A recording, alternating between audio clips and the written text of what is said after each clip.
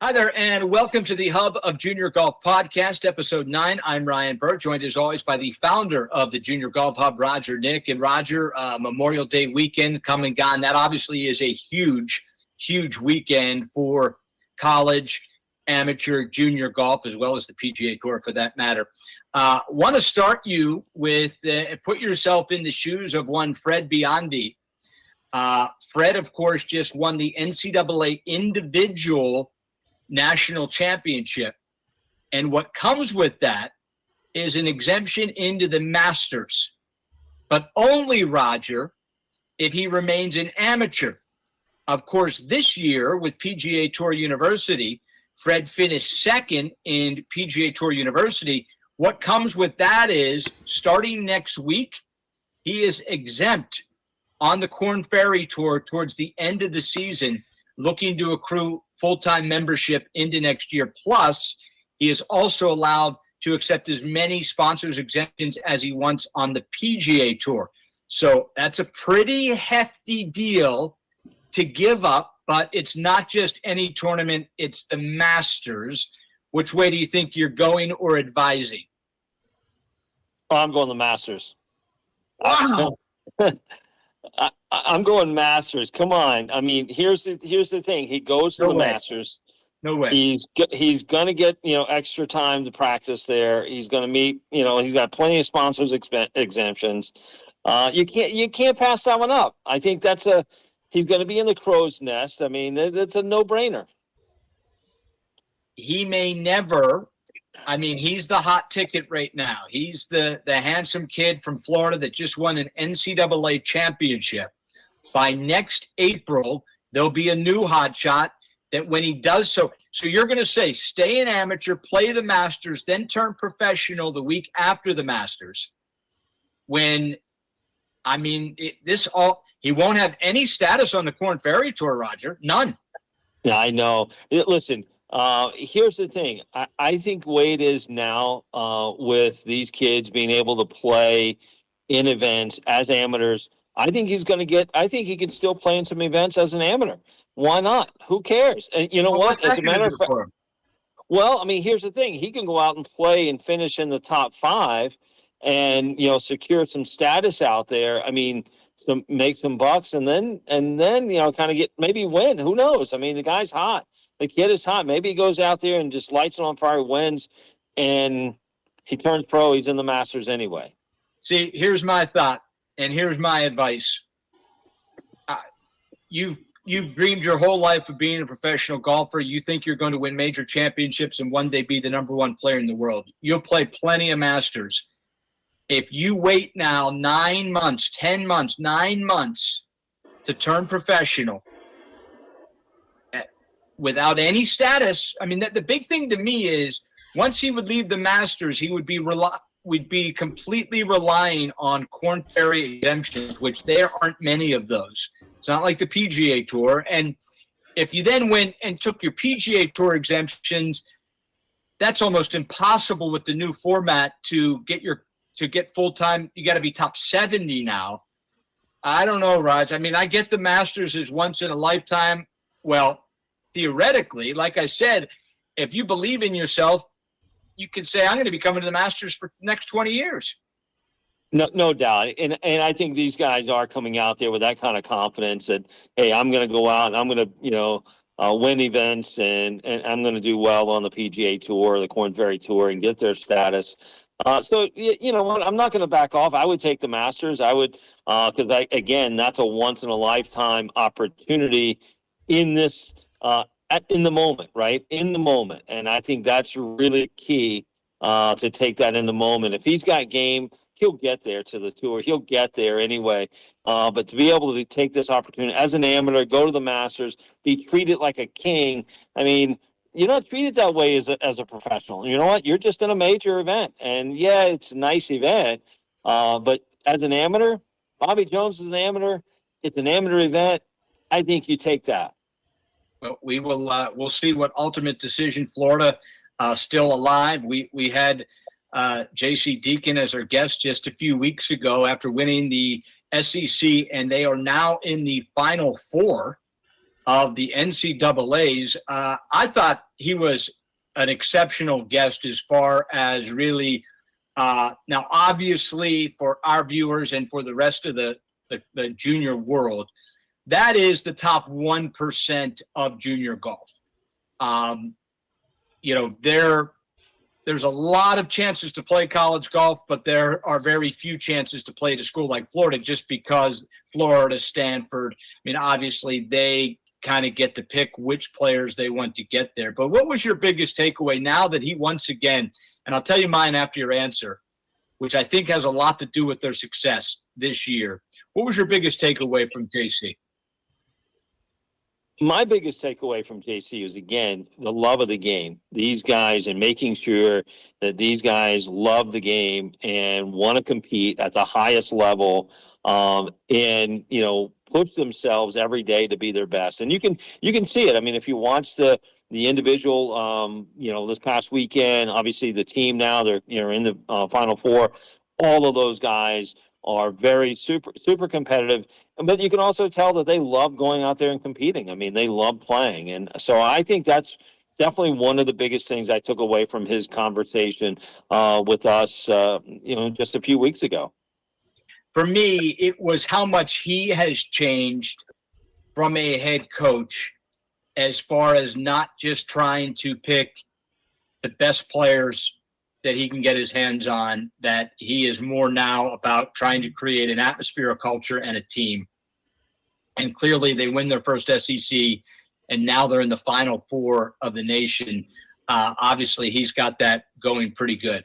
I want to touch on what you just said, which he brought up, which is, I want players that love the game. Okay, so what does he mean by that? What he means by that is there are a huge percentage of junior golfers turning collegiate golfers. They received that scholarship. They are playing college golf that get there, and that is the goal was achieved. They got their scholarship. That was what their parents set as the goal, or they set as the goal at a very young age. They worked extremely hard, got that goal, and that's it. The goal's over. The goal was achieved. How well they play in college, or, do they want to not, professional, whatever. Like, I think a lot of coaches, and here's the question I have for you, Roger. This is and as we have college coaches on, I want to know this, because a college coach gets to talk to the kid, their recruit, boy or girl, on the phone 3, maybe 4 times.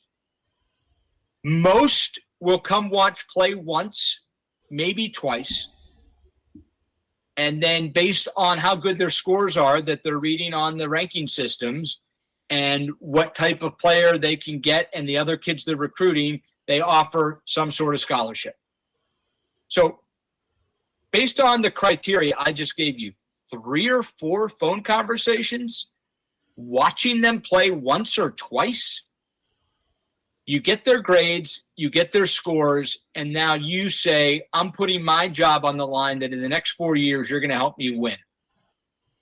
Boy, that is, you talk about a small sample size of really knowing what you're getting, Roger. That is a tough way to make a living as a college coach, because, like I said, that kid, the second he gets the scholarship, I know a top junior player that in the last round of signed at an Ivy League school.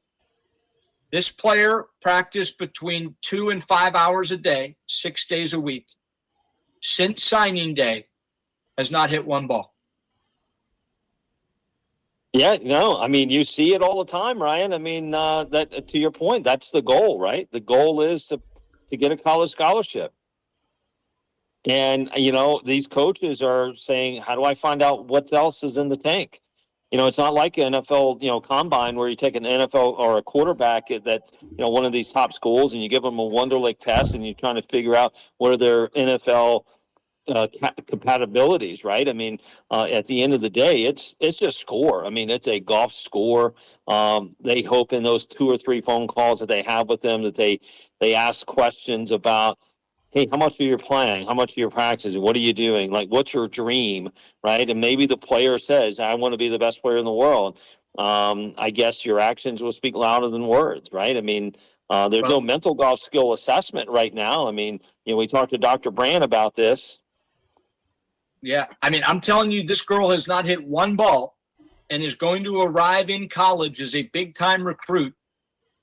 And that coach is getting in his wildest dreams, could not imagine the player that he ultimately is getting compared to the player that he thought he was recruiting.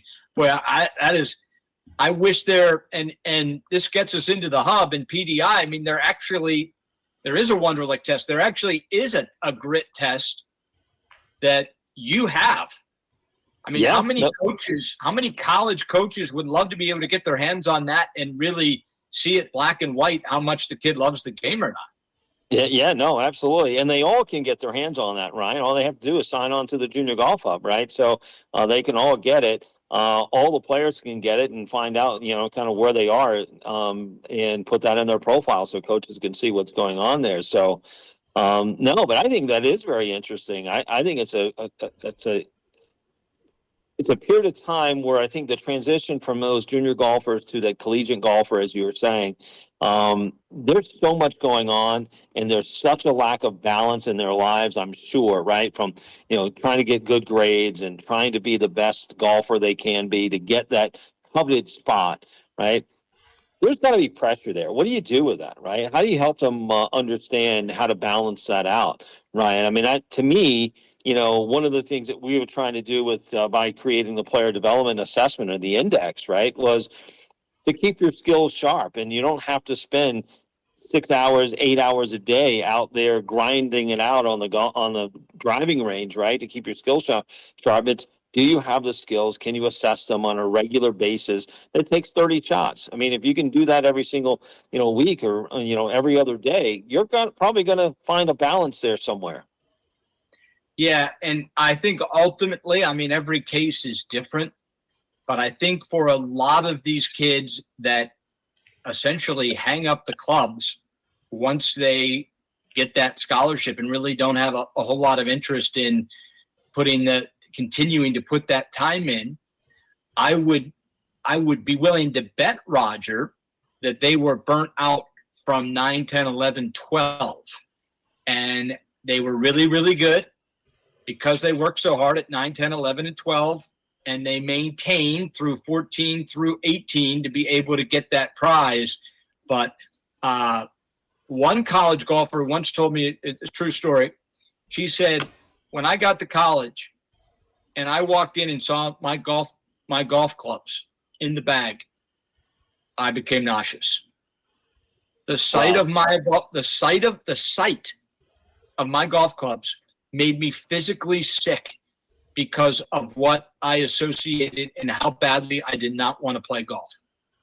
Yeah, no, it's a shame, but it happens. I mean, listen, you're running NB3 championships, and you're out there, and you're seeing, kind of what these parents put some of the players through on a daily basis. To your point, especially through that, 9, 10, 11, 12, maybe 13 for girls, and a little bit older for boys, but. They don't have a good relationship with it, right? I mean, it's like so many other things. If you don't have a good relationship with the game, you're going to find a way to get out of it, right? You're going to find a way to say, you know what, I don't want this anymore. And, let it be known to those parents out there, there's a lot of other things in the world outside of golf. And I think if the kids who want to play at the highest levels, they really, going back to, kind of Conrad said this and JC has said this, and every person we talk to, you got to love the game. You really have to love the game. And the kid has to love it, right? It can't be the parent's dream. It can't be, hey, you're going to get this, college scholarship and boy, it's going to change your world. Well, they're sitting there on anxiety meds, maybe. I don't know. I mean, that's one of the things we have to be careful with, right? So let me pick your brain on the Performance Center, and I'll give our listeners and viewers a little explanation on how the current scoring system in the United States works with this, the junior golf scoreboard that is currently the holy grail for junior golf as far as what college coaches are looking at. So in order to be ranked on the junior golf scoreboard, you must play 3 36-hole tournaments or more, 54, 72, but at least 36-hole tournaments. So if it, for example, is U.S. Kids, an 18-hole U.S. Kids event does not count. Doesn't matter what you shoot, it's not going to go into the ranking system. The ranking system, they have their criteria, and I'm not sure what goes into the criteria, and I'm not sure they know, but neither here nor there. With the lack of anything else, it is what it is. It's 3 36-hole golf tournaments within 1 year.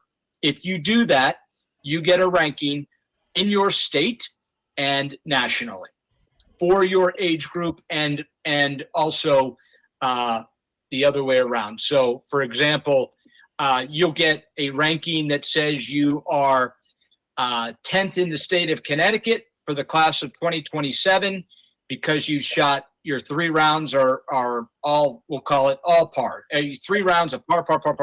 You come in at 10 for the class of 2027 in Connecticut, and then your other rank will be what you are nationally. So let's say you're 10 in Connecticut and you're 300 for the class of 2027 in the United States for 2027. And then the last rank is what you are against everyone. That goes seniors in high school all the way down to 3rd grade. And that rank might be 2,000. All right. What I'm getting at here is you'll go on there and you'll have kids, Roger, that have 36 tournaments in a calendar that they've played that are ranked in a year. So they somehow, in 52 weeks, they've played at least 36-hole events. Now, take a look at the PGA Tour, and those guys' sweet spot is between 18 and 19 events a year.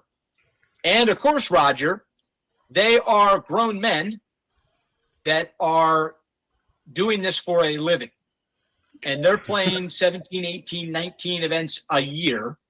And you have a 12-year-old playing 36 events, double what a PGA Tour player is playing. And that's fact. There are kids that have 36 tournaments a year. What do you say to that? It's crazy. It's absolutely, crazy. I would say, you know what, that's, if you want burnout, that's what you get, to do, right? I mean, you play that many events, you're going to have burnout, no doubt about it. I would say, at the Golf Performance Center, we talk quite a bit about this, right? So, we ask our parents to make sure that the kids, at least, for the first 5 or 6 years of their competitive, existence, because a lot of kids will play U.S. Kids. Great. Fantastic. It's 1 day, events. Maybe they have a couple 36-hole events. All right, let's play a few of those a year and keep it local, keep it, interesting, keep it fun. And then sprinkle in a few more, 36-hole events, maybe 8, maybe 10 a year. I mean, again, now you're getting up to that, 16 to 18, 20 events a year. That's more than enough. And especially, with school being in session most of that year. I mean, so you're cramming in a lot of tournaments and a lot of travel if you're trying to play more than that, right? And how are you preparing for those things? And it's no way that you can mentally prepare or physically prepare, financially prepare. I mean, for parents out there, I mean, this is a pretty expensive endeavor to go from, U.S. Kids all the way into college playing that many events a year.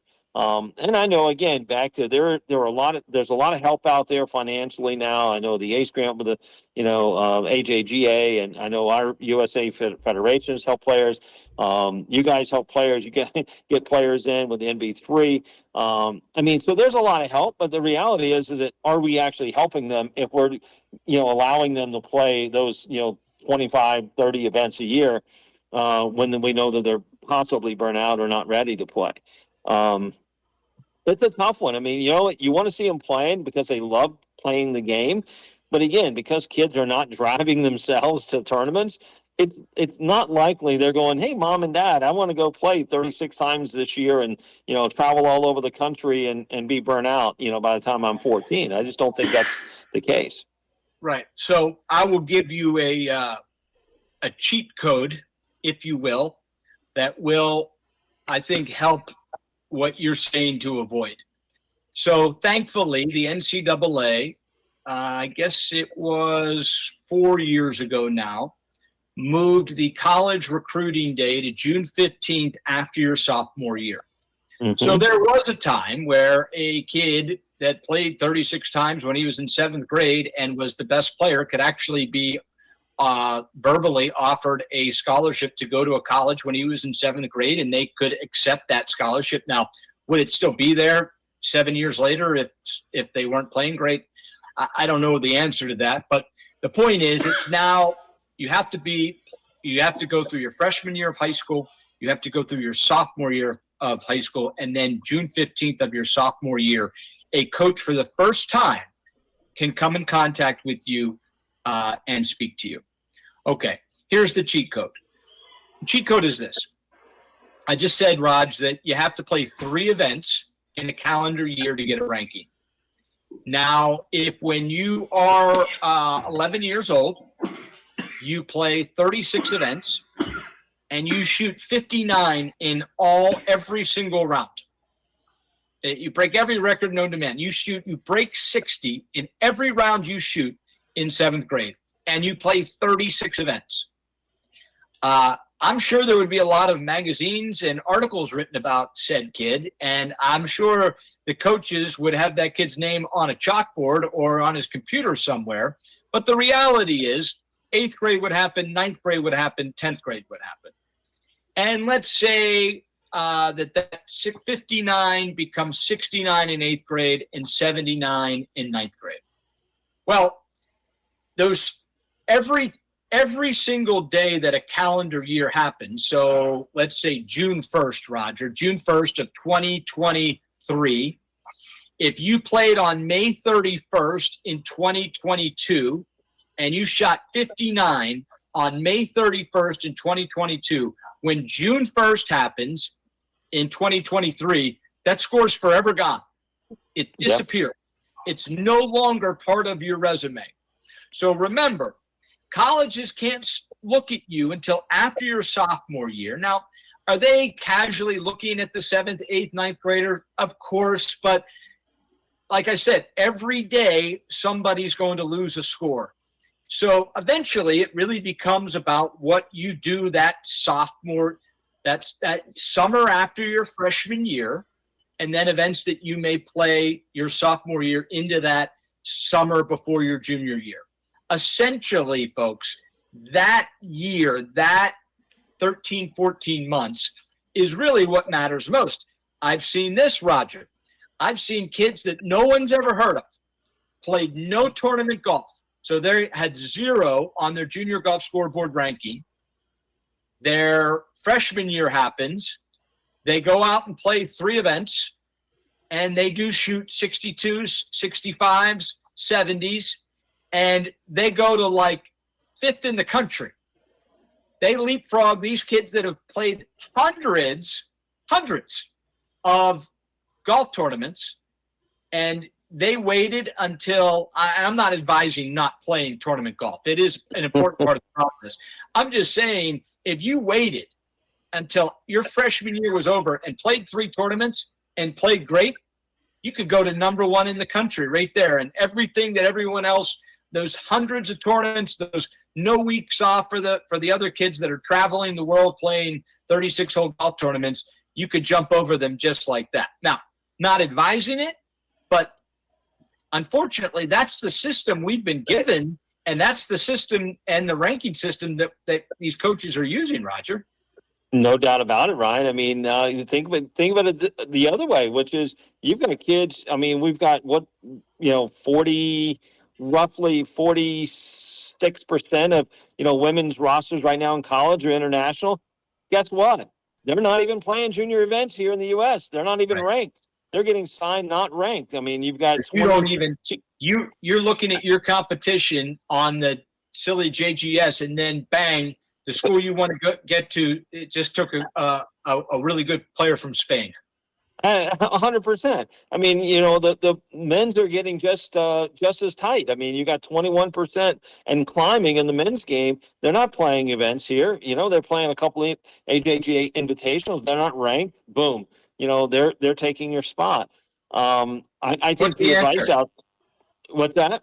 What's the answer? What do you advise?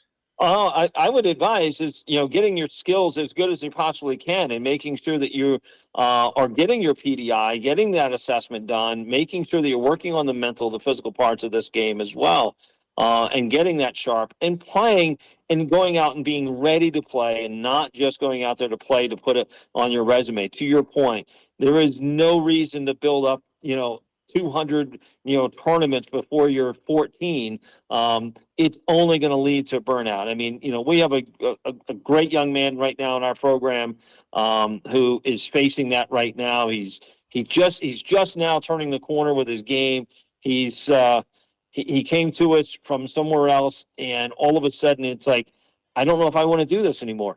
And the reason why is he played so many events from the ages of 8 years old, to 14. He absolutely is just burnt out. And my advice to him was, take a break. Go do something else. You know what? You still got game, and you know what? If you really want to pursue this, then let's address your issues, get a little balance in life, and do it.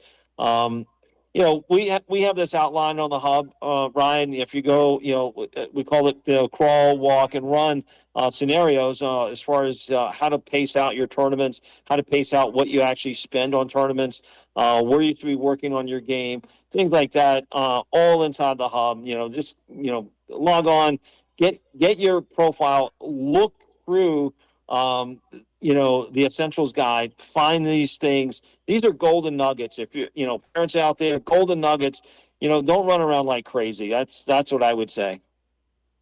Well, that's certainly wonderful advice. And we've talked a lot about it today. And I know reading the comments each week that people are excited to learn that they can use the Junior Golf Hub as a subscriber, watcher, and listener of the Hub of Junior Golf podcast. So how do we access and be able to start using the Junior Golf Hub for our children? Absolutely. JuniorGolfHub.com. Look in the description of our show. You'll find a code there. Use that code. You'll have free access. Take advantage of it, please. It's only going to help you. Let's take a listener, Roger, with a 12-year-old that loves golf, that is coming from other sports. And as they get to 12, 13, we'll call our case study here.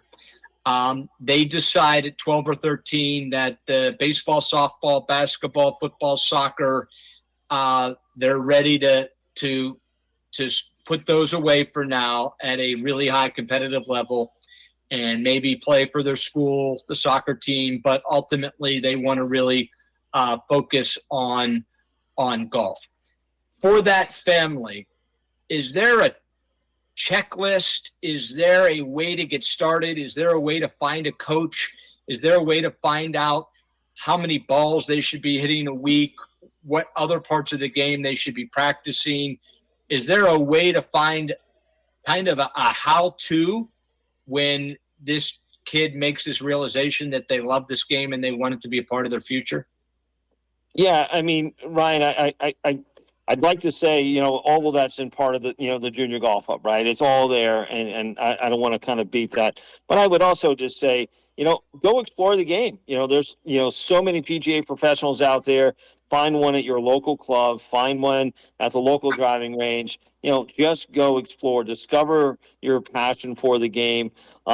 Make sure it's something you want to do. But I would say, you can come do a PDI assessment. Find out where your skills are. Get a pathway built for you, right? So we see that quite often with our player development system. It's very easy, just sign up for an assessment. So the teaching part, and this is something you've done. So you hear Bubba Watson never had a golf lesson in his life, right? And he's not the only one. There are players that have never had a lesson. And when that player makes it, certainly we make a big deal out of it because it's a rarity. Certainly, if you take the Bubba Watsons, never had a lesson, compared to actual PGA Tour or LPGA Tour players that one of their parents was an instructor, that far outweighs the I've never had a lesson. How do you know when a kid is ready to start being coached, or do you subscribe to the theory that it's never too early? I don't think it's ever too early, and I don't think it's never too early. I think it's, you know what, everybody has a little difference of way they learn and what they do. I really think it's if it's long as it's driven by the player, it's never too early, and it's never too late. Right? So at the end of the day, I think as long as it's driven by the player who says, you know what, I thirst for more knowledge of how to get better. And that curiosity will lead them probably to either YouTube or to somewhere to ask a question, right? So, I mean, there is so much good information out there right now when it comes to, hey, what do I do? I mean, even chatbot, right? I mean, you can get a lesson plan, right off of chatbot. But I would say finding a good coach who's helped others make that transition from an athlete to a golfer to a champion golfer, much like the Golf Performance Center. Again, there's so much information that's online right now in the Junior Golf Hub that you can find a coach out there. But I mean, I would say, Ryan, it really is up to the player, not necessarily the parent. Hopefully, the parent realizes that maybe they've gone beyond their knowledge without kind of pulling out the how-to golf books. Right. But at the same time, you know what? That's not a bad thing either, right? I mean, it's not a bad thing if that's what they can afford. Right. I mean, Victor Hovland, the great Victor Hovland, used YouTube to teach himself the game, and that's worked out pretty good. Yeah, no doubt about it. I mean, there's a lot out there. I mean, we know a lot of instructors out there that do a really good job of putting some good information. Now, are they going to really help them understand the nuances of how to play in tournaments and where to travel, how to travel, those kind of things? Not necessarily. I mean, that's where a coach really comes into play. Are they going to help them with the physical stuff? Are they going to help them with the mental stuff? That's where a good rounded program is really going to win out over just a golf lesson. I also want to add this, that I've read a lot of the comments recently that have asked, can we start ask our listeners to ask questions, and Roger will give us his best answer, or our guest at the time if that's fitting. So go ahead if you're watching on YouTube, go ahead on the comments and leave your question for Roger. I know you have a specific question related to your kid, most likely. We will start taking those questions. There's already a pretty strong list that's been developed that I'm writing down. So Roger, starting next week, I'm going to start asking you each week some of the questions that our viewers and listeners have, and hopefully we can push them into the right direction. Absolutely. That sounds great. It's good that we're getting some questions. I love that. Yeah, it's perfect. So if on YouTube, just in the comment section, or I'll even give my email address, which is ryan.r.burr@gmail.com. You can email me your question. That's my email address, ryan.r.burr@gmail.com. If you have a question for Roger, or a question for some of the coaches we have, recruiting questions, equipment, physical, whatever, go ahead and put it in the comments, or send an email, and we're going to start having Roger answer some of these questions. I know a lot of people have been asking them, so we'll start doing that next week. Roger, it's a lot of schools are out or will be out in the next 2 to 3 weeks. Everybody will be out. Summer will be here. We mentioned it once before, but tell us why and how it's important to have your son or daughter do their PDI test before the summer gets started and then after the summer. Absolutely. Well, you want to know where you are when you're starting to select your tournaments and how you want to manage your tournament travel plans. Find out where your skills are. Are you ready to go play in certain events? That's a key. And then afterwards, again, you want to see how you did, and then how does it match up, and what have you learned, and how much you've gotten better from the summer participation and playing. So, again, you can, email me as well. Roger, the Golf Performance Center, sign up for a PDI assessment. We'll get you signed up and help you out there. We got some coaches around the country. And the beauty of that, folks, is I always say a tournament is a good barometer of where you are, but it's not the best barometer. And what I mean by that is if you're just playing a 36-hole tournament and, there's a lot of things that could come into play that influence your score one way or the other. Just because you hold out after the ball hit a tree for eagle, that's awesome to put that on the card, but it might give you a little deceiving score that way, just as the other way, if you're playing and it's, a hard left to right wind, your score might not be what you think it should be at that time. Whereas if you give yourself the self-assessment of PDI, whatever the score is, you have a baseline that then after a summer of practicing and not having to manage school with golf, you can, right before you go back to school, you can take the test again, and that will give you a true barometer of the steps you've taken. And if you're not happy with those results, you'll know next summer that you need to do more to build that up. So anything else, Raj? Anything I'm forgetting?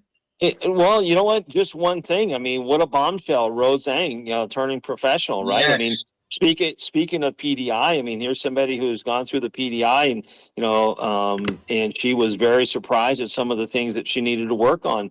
One of the best players, actually the best women's player. Tell that story, Raj.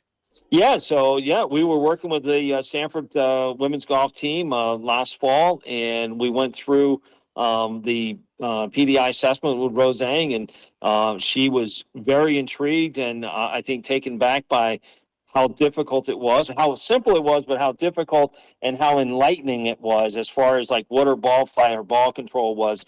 I mean, she did quite well. I mean, she was one of the highest scores with, I think, a score of 77 or 78. So it was one of the best scores in the country. However, I think what it highlighted was for her is that she needs to work the golf ball a little bit better and hit it a little bit higher. And it definitely showed. And she, said she's going to do this after every practice or at the end of every day, making sure she keeps her ball striking skills, her ball control skills up. Right. So it was a great way for her to feel the nervousness because it's not just rake a ball over and hit. It's actually you only get one shot of hitting the shot that is part of the assessment. So she felt the nerve. She felt really engaged with this process. So I thought it was great. And she reached out to her coaches that she's worked with and said, hey, I need to work on this and make sure I'm able to do this when I'm, as she is ready to turn professional, right? Winning, back-to-back NCAA individuals. So how do you think she'll do at the next level? Based on what we know of her, I think she's going to do quite well. Obviously, she's a great player and she's got a great head for the game. I do think that the court setups are going to be slightly different than what she's used to in college. And I think it'll be a really good challenge, but I think she's got the skills to do it. Yeah, it's going to be really fun to watch. I mean, that is an all-time superstar that is going to – and it also is good to see. I do think we started the show with Fred Biondi. We'll end it with Rose Zhang. It wasn't that long ago, Roger, that college golf was kind of an afterthought. Mm-hmm. And that was not the route people were taking to get to the next level. And it's good to see that that's changed. It really is. And I think it's going to continue because, one, for those that top echelon player or even players who are not at the top echelon are going to get these opportunities or have opportunities to go play, polish their skills, take that next step. And then, hopefully launch their careers, right? So I think college golf is really exciting now. It's you've got some of the best athletes going into it. So really good time right now for golf.